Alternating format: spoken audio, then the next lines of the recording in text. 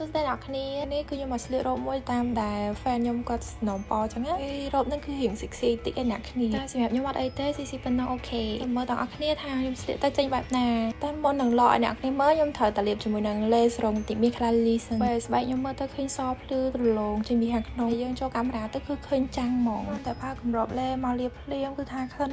ក៏អូបពេញបន្ទប់តែម្ដងអ្នកគ្នាខ្ញុំឲ្យមើលស្បែកខ្ញុំប៉ិតតែម្ដងឃើញប្លែកអ្នកគ្នា lace រងកំតិចមានខ្លាលីអ្នកគ្នាកាន់តែលាបគឺកាន់តែសធ្វើឲ្យស្បែកយើងប្លែកម្ដងបន្តិចសន្សំនិយាយតែម្ដងគឺថាអត់មានជាតិប្រជាតិកាត់ធ្វើឲ្យប៉ះពាល់ដល់ស្បែកអ្នកនរគ្នាទៅថ្ងៃមុខទេ lace រងខ្លាលីនេះគឺជាប្រភេទ lace ចិញ្ចឹមជួយដល់ការស្កានស្បែកឲ្យមានសុខភាពល្អឥឡូវនេះគឺខ្ញុំចាប់ផ្ដើមឡដល់អ្នកគ្នាមើលឲ្យ1 2 3យើងចាប់ផ្ដើមប្រាយកាយឯណាអូយលេងសដល់ប្រាយកាយអ្នកគ្នាគិតមិនដែរពេលខ្ញុំស្លៀករ៉ូបហ្នឹងគឺថាខ្ញុំស្លៀកទៅស្អាតហើយមែនណាគេហ៊ានស្លៀករ៉ូបហ្នឹងខ្ញុំ give away ឲ្យតែម្ដងនិយាយមែនណាអ្នកគ្នាអញ្ចឹងវីដេអូខ្ញុំមានតែប៉ុណ្្នឹងទេបើអ្នកគ្នាចង់បានស្បែកស្អាតកុំភ្លេច Color Lily ណា